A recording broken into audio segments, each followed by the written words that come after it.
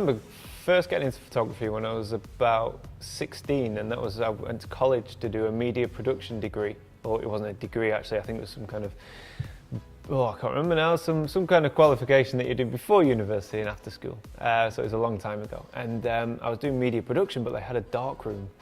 And as part of my media production course was photography. And that was the first time I'd seriously looked at photography, and the darkroom actually was a challenge for me because I'm claustrophobic. So going through this rotating door where it appeared that there was no way in or out was scary at the time when I was 16 and couldn't even get in a lift. But yeah, seeing the darkroom and seeing how images captured on film would then come to life was fantastic, and I was hooked straight away. So one of the challenges for any landscape photographer, or for any photographer really, anybody in the creative industry, is to get your work seen by other people. So maybe 15 or 20 years ago you would do this by approaching magazines or editors or producers and hope that you could get through the door that way. But now with social media you can kind of do everything yourself, you can promote yourself quite easily. So I promote my landscape photography through YouTube, and that's quite simply by documenting my landscape photography trips, editing them together with some nice music and uploading them to YouTube. And people like it, people watch it, they enjoy watching, and they get to see my work, my successes as well as my failures. So really it's just a way of me showcasing what I do.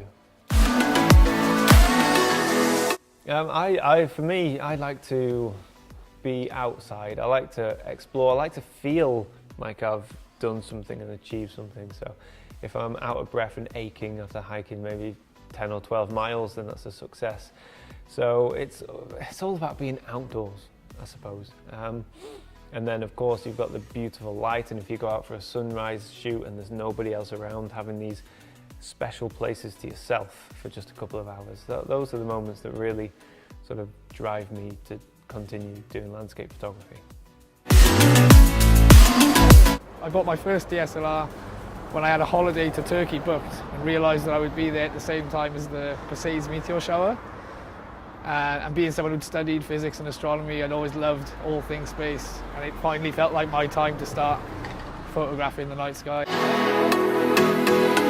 I mean, the best thing about sharing those experiences is inspiring other people to get out and enjoy the night sky. I find being out under the stars a very therapeutic and just really nice way to spend your time. It helps you relax and unwind.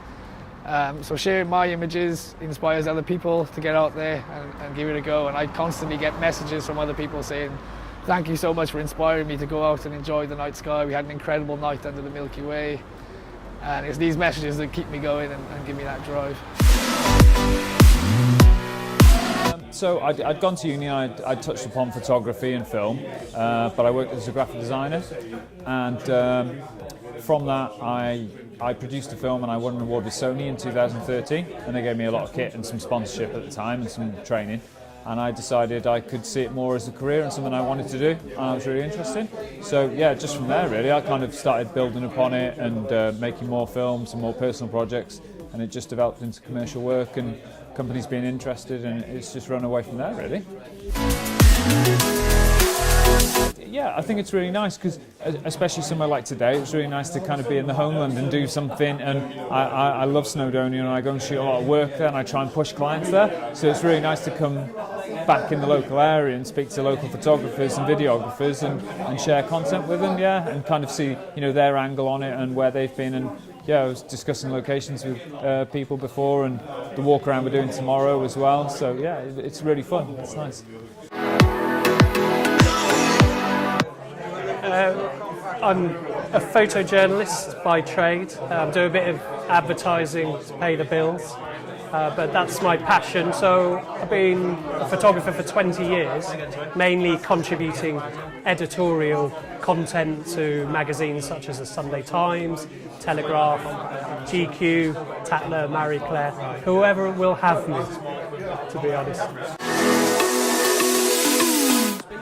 Yeah, it's a privilege to be a photographer. I live the front line of other people's lives briefly. I had 1 month where I spent a week on a North Sea fishing trawler, a week at a nudist resort, and a week at a dwarf convention. So show me a career that can deliver that kind of variety, and I'll consider it. I was born beside the seaside, beside the sea. So any excuse to go to the coast, for me, you know, it's a no-brainer. And when I heard of the Cambrian Festival and I had an invite here, you know, I jumped at the opportunity. So you know, I shall have a look around the show, have a talk, but then I will go and have some fish and chips on the promenade and have a pint and maybe finish it off with an ice cream.